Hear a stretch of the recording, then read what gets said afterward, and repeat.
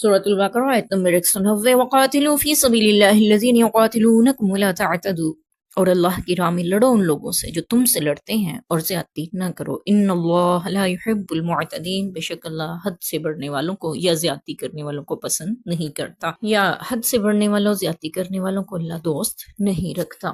زیادتی کرنے والوں کو بے شک اللہ اپنا محبوب نہیں بنایا کرتا۔ یہ مختلف مفہوم ہم اس آیت مبارکہ سے لے سکتے ہیں۔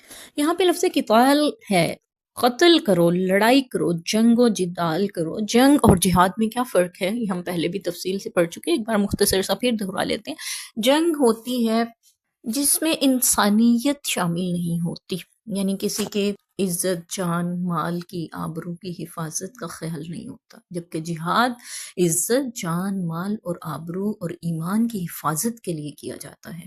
جنگوں میں مفتوحہ قومیں، فاتحہ قومیں مفتوحہ قوموں کو اپنا غلام لونڈی بنا کر ان سے جیسا چاہیں بدترین سلوک تک کرتی ہیں، لیکن اسلام ہمیں اس لونڈیوں کے بھی حقوق بتاتا ہے، اور کسی قیدی کو بھی اگر قید کیا جا رہا ہے تو ان کے بھی حقوق بتائے جاتے ہیں۔ یہاں تک کہ حدیث پاک کا مفہوم ہے کہ جو قافلے روانہ ہوتے تھے، جہاد کے لیے لشکر نکلتے تھے، ان کے لیے جو تعلیمات دی جاتی تھی ان میں یہ بھی ہوتا تھا کہ جو شخص جنگ میں شریک نہ ہو، مقابلے پہ نہ آئے، اسے قتل نہیں کیا جائے گا۔ جو گھروں میں محصور ہو جائے انہیں قتل نہیں کیا جائے گا۔ جو خواتین، بچے، بوڑھے جنگ میں شریک نہیں ہیں میدانی جنگ میں، ان کو بھی قتل نہیں کیا جائے گا۔ فصلوں کو، جانوروں تک کو نقصان، درختوں کو نقصان نہیں پہنچایا جائے گا۔ اسلام نے ہمیں جہاد کے، قتال کے اصول بتلائے ہیں، یعنی بے گناہوں پہ ہتھیار اٹھانا قتال نہیں ہے، قتال فی سبیل اللہ نہیں ہے۔ بے گناہوں پہ گولیاں چلانا قتال فی سبیل اللہ نہیں ہے، یہ جنگ ہے۔ جہاد کیا ہے؟ مظلوم کا ساتھ دینا اور ظالم کا ہاتھ روکنا۔ اللہ فرما رہے ہیں جو تم سے لڑتے ہیں نا کافر، تم بھی لڑو ان سے اللہ کی راہ سے۔ ہاں، زیادتی نہیں کرنی۔ اب زیادتی نہیں کرنے سے کیا مراد ہے؟ جو جنگ میں شریک نہیں ان سے نہیں لڑنے چل پڑنا، جو بے گناہ ہیں، معصوم ہیں، نہتے ہیں، ان سے نہیں لڑنے چل پڑنا۔ اللہ ایسوں کو پھر محبت نہیں کرے گا۔ ویسے تو جہاد کرنے والوں کو اللہ سب سے زیادہ محبت کرتا ہے۔ مجاہدین جیسے پیارے رب کو ہیں ہی کوئی نہیں ہے۔ ان اللہ یحب الذین یقاتلون فی سبیلہ کانہم بنیان مرصوص، وہ لوگ جو صف پلائی، سیسا پلائی ہوئی دیوار کی طرح صف بندی کے ساتھ لڑتے ہیں نا اللہ کی راہ میں، اللہ ان سے بے شک بڑی محبت کرتا ہے۔ مفہوم ہے اس آیت مبارکہ کا۔ اس بات میں بے شمار مفاہیم ہم مل جاتے ہیں، حدیث کے، جہاد کے، قتال فی سبیل اللہ کے، مجاہدین کے متعلق، اور پھر جہاد کی فضیلتیں آتے جائیں گے، ہم انشاءاللہ مزید ان کو دہراتے جائیں گے۔ تو وَاقْتُلُوهُمْ حَيْثُ ثَقِفْتُمُوهُمْ وَأَخْرِجُوهُمْ مِنْ حَيْثُ أَخْرَجُوكُمْ، اور تم انہیں جہاں پاؤ قتل کر دو، اور جہاں سے انہوں نے تمہیں نکالا تم بھی ان کو نکالو۔ وَالْفِتْنَةُ أَشَدُّ مِنَ الْقَتْلِ، اور سب سے سخت، قتل سے بھی سخت فتنہ ہے۔ اب یہاں پہ فتنہ سے کیا مراد ہے اس پہ ہم تفصیل سے بات کریں گے۔ فتنہ یہاں سے بہرحال ہم عام لفظوں میں لیتے ہیں دین سے گمراہ کرنا، یہ اصل میں فتنہ یہاں سے لیا گیا۔ یہ قتل سے بھی بڑا ہے کہ آپ کسی کو راہ حق سے روک رہے ہیں۔ دراصل یہ آیت مبارکہ مشرکین مکہ کے لیے اس وقت، یعنی ان حالات میں نازل ہوئی جب انہوں نے مسلمانوں کو حرم پاک سے نکال دیا، مکہ سے محروم کر دیا، اور پھر اس کے بعد جب مکہ فتح ہوا اور پھر ان کے 4 مہینے کا مہلت دی گئی کہ وہ اپنے معاہدے عہد پورے کی پاسداری کریں، اس کے بعد جو مسلمان ہونا چاہیں ہو جائیں، ورنہ پھر وہ مکہ چھوڑ کر کہیں اور چلے جائیں۔ اور پھر اگر بھی کوئی بات کی پاسداری نہیں کرتا، 4 مہینے کی مہلت کے بعد بھی اسلام قبول نہیں کرتا اور اپنے معاہدے پہ پورا نہیں اترتا، تو پھر اسے جہاں پاؤ تم قتل کر دو، اور انہیں وہاں سے نکالو جہاں سے انہوں نے تمہیں نکالا۔ وَلَا تُقَاتِلُوهُمْ عِنْدَ الْمَسْجِدِ الْحَرَامِ، اور ہاں مسجد حرام کے قریب ان کو قتل نہیں کرنا۔ حَتَّى يُقَاتِلُوكُمْ فِيهِ، یہ الگ بات ہے یہاں تک کہ وہ تم سے وہاں پہ لڑنے لگیں۔ فَإِنْ قَاتَلُوكُمْ فَاقْتُلُوهُمْ، اگر وہ تم سے لڑیں تب تم ان سے لڑو گے۔ مسجد حرام کی بات ہو رہی ہے۔ كَذَلِكَ جَزَاءُ الْكَافِرِينَ، اسی طرح جزا ہے کافروں کی، یا سزا ہے کافروں کی۔ یعنی حرم پاک مقدس جگہ ہے، وہاں پہ خون ریزی کرنا، جنگ و جدال کرنا، لڑائی جھگڑا کرنا، اس سے رکنے کا حکم ہے، اس کے احترام اور حرمت کا خیال رکھنے کا حکم ہے۔ لیکن اگر کوئی کافر تم سے لڑنے آئے، وہاں پہ جنگ کرے، جہاد و قتال تم سے قتال کرے، تو تم بھی پھر اس سے لڑو گے۔ فَإِنْ انْتَهَوْا، ہاں اگر وہ باز آ جائیں، فَإِنَّ اللَّهَ غَفُورٌ رَحِيمٌ، پس بے شک اللہ بخشنے والا مہربان ہے۔ یہ آیت نمبر 191 اور 92 کا مختصر ترجمہ۔ باز آ جائیں تو پھر اللہ بھی معاف کرنے والا ہے، انہیں توبہ کر لیں اور شرک سے اور مسلمانوں سے لڑنے سے توبہ کر لی تو اللہ تعالیٰ بھی معاف کرنے والے، وقاتلوہم، اور ان سے لڑو حتی لا تکون فتنۃ ویکون الدین للہ، یہاں تک کہ فتنہ باقی نہ رہے اور دین اللہ کا ہو جائے۔ یہاں پہ پھر لفظ فتنہ استعمال ہوا، اور بھی فتنہ کیا ہے اس پہ ہم تفصیلی بات کریں گے انشاءاللہ اسی سبق میں۔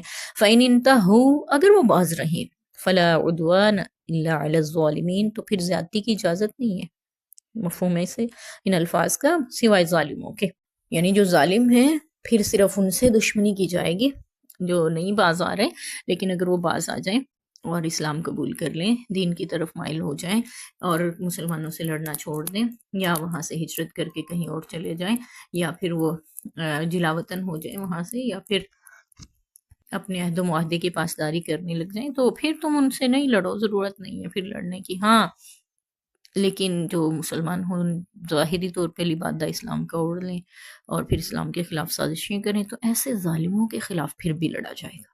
یہ مفہوم اس سے مل رہا ہے ہمیں۔ اچھا جی، فتنہ کیا ہے؟ فتنہ عام لفظوں میں ہم آزمائش کے لیے لفظ بولتے ہیں، فتنہ آزمائش۔ قرآن پاک میں یہ لفظ اور احادیث مبارکہ بھی مختلف مفاہیم کے ساتھ ذکر ہوا ہے۔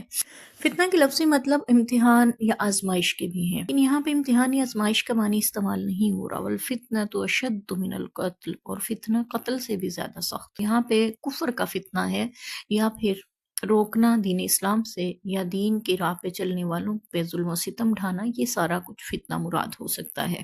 قرآن پاک میں مال، اولاد، اہل خانہ، رشتہ دار، باپ، بھائیوں، اور ان کے لیے بھی یہ لفظ آیا ہے مفہوماً، اور مال اور اولاد کے لیے تو وہ صراحتاً اللہ تعالیٰ نے ذکر کیا کہ یہ فتنہ ہے۔ اب فتنہ وہاں پہ آزمائش ہے، یہ تمہارے لیے آزمائش ہے۔ اگر تم ان کو صحیح راہ پہ لگاتے ہو، مال کو، اولاد کو، تو سیدھی سی بات ہے تمہارے لیے آزمائش میں تم کامیاب، لیکن اگر یہ تمہیں غلط راہ پہ چلنے پہ مجبور کر دیں، تو پھر یہ ایسا فتنہ ہے جس سے انسان، ایسی آزمائش ہیں جس میں انسان ناکام ہو چکا۔ اسی طرح خواتین کے بارے میں بھی آتا ہے کہ حدیث پاک کا مفہوم ہے، میں نے اپنی امت میں عورتوں سے بڑا فتنہ کوئی نہیں چھوڑا۔ عورت بھی فتنہ ہے، اب فتنہ قتل سے بھی بڑا سخت ہے۔ اب یہ عورت پہ تو نہیں نا لگایا جا سکتا یہ والا حکم۔ ہاں، ایسی عورتیں جو آپ کا ایمان خراب کر دیں، زندگیاں برباد کر دیں، آپ کے دنیا آخرت کی تباہی کا سبب بن جائیں، تو پھر ایسی عورتیں تو فتنہ ہی کہلائیں گی۔ ہاں، حدیث مبارکہ میں خواتین کی تعریف بھی ہے، آپ صلی اللہ علیہ وسلم نے فرمایا کہ نیک عورت بہترین متاع ہے۔ ہمیں صرف ایک پہلو کو دیکھتے ہوئے فیصلہ نہیں کر لینا چاہیے کہ عورتیں بس فتنہ ہی ہیں۔ آپ نے فرمایا عورت سے بڑا فتنہ کوئی نہیں چھوڑا، یعنی عورتیں بھی فتنہ ہیں اور بھی فتنے ہیں، اور مال اور اولاد بھی فتنہ ہے۔ مال، اولاد، عورت، یہ تینوں چیزوں سے ہی تو انسان کی زندگی چلتی ہے اور اسی میں جڑی ہوئی ہے۔ اب یہ تینوں چیزیں ہی فتنہ ہیں، تو یہ وہ والا فتنہ نہیں ہے جو یہاں پہ مراد ہو رہا ہے۔ یہاں پہ مراد کفر کا فتنہ ہے، یہاں پہ مراد دین حق سے روکنے کا فتنہ ہے۔ عورت، مال اور اولاد کا فتنہ آزمائش سے متعلق ہے، یعنی ان کی آزمائش میں ہم کامیاب ہوتے ہیں۔ عورتوں سے جو نامحرم عورتیں ہیں، ان سے اپنا دامن بچا کے، اپنی نظر بچا کے، اپنے خیالات، اپنے جذبات کو بچا کے اپنی زندگیاں گزارتے ہیں تو کامیاب ہو جاتے ہیں۔ لیکن اگر ان چیزوں کا خیال نہیں رکھتے تو سیدھی سی بات ہے آپ یہاں پہ ناکام ترین ٹھہرتے ہیں۔ مال کے بارے میں بھی یہی ہے، آپ اگر اس کی ہوس میں لگ جاتے ہیں، حلال حرام کی تمیز بھول جاتے ہیں، یا اس کو خرچ کرنے میں حلال حرام کی تمیز کا فرق کا خیال نہیں رکھتے ہیں، تو پھر وہاں پہ بھی ناکام ہے۔ اگر اس کو صحیح راستے پہ، ضروریات زندگی پہ استعمال کرتے ہیں تو کامیاب ہی ہیں۔ اسی طرح اولاد کے بارے میں بھی، اولاد کو نیک راہ پہ لگایا، نیکی کی تلقین کی اور صحیح اس کے لیے انتظامات کیے تو آپ کامیاب ہیں۔ اولاد آپ کے لیے بہترین سرمایہ ہے زندگی کا، اور بلکہ حدیث پاک کا مفہوم یہ ہے کہ مرنے کے بعد جو اعمال جاری رہتے ہیں ان میں نیک اولاد بھی ہے۔ آپ کی اولاد آپ کے لیے دعا کرتی ہے، مرنے کے بعد بھی آپ کو اجر مل رہا ہوتا ہے اس کا۔ یعنی ایک ہی طرف کو دیکھ کے ہم فیصلہ نہیں کر سکتے، شریعت کے تمام پہلوؤں کو اسی متعلق جو بھی بات کر رہے ہوں، تمام پہلوؤں کو مد نظر رکھتے ہوئے فیصلہ کرنا پڑتا ہے۔ اولاد کب فتنہ ہے اور کب سرمایہ حیات ہے، عورت کب فتنہ ہے اور کب متاع خیر ہے، بہترین متاع ہے، اور مال کب فتنہ ہے اور کب ہمارے لیے آخرت کا اور دنیا کا فائدے کا سبب ہے۔ ہمیں ان ساری چیزوں کو لازمی سمجھنا چاہیے تاکہ ہم فتنے سے بچا سکیں اور اپنے لیے خیر کے دروازے رب سے کھلوا سکیں انشاءاللہ۔ یہاں پہ جو ہے فتنہ تو اشد من القتل والفتنہ تو اشد من القتل، فتنہ زیادہ سخت ہے قتل سے بھی. تو یہاں پہ مراد کفر کا فتنہ ہے، اس لیے اس کفر کے فتنے کو ختم کرنا زیادہ ضروری. کافروں کو ختم کرنا مراد نہیں ہے. اگر کافروں کو ختم کرنا مراد ہوتا دنیا پہ کوئی کافر باقی نہ رہتا. جتنی جہاد، جتنی جنگیں، جتنی اسلامی حکومت اور نظام دنیا میں رہ چکے ہوئے ہیں، بلکہ اسلام نے اسلامی سلطنتوں کے زیر اثر رہنے والے غیر مسلم، چاہے کافر ہیں چاہے دوسرے مذاہب سے تعلق رکھنے والے ہیں، ان سب کی عزت، مال، آبرو اور مذاہب کی عبادت گاہوں کا خیال تک رکھنے کا حکم دیا ہوا ہے. اس لیے ہمیں اس بات کو بھی پتہ ہونا چاہیے کہ کفر کا فتنہ ختم کرنا ہے، کافروں کو ختم نہیں کرنا مراد ہے. اللہ تعالیٰ ہمیں اس کو سمجھنے کی بھی توفیق دیں اور جہاد اس طرح سے کرنے کی بھی توفیق دیں. آمین.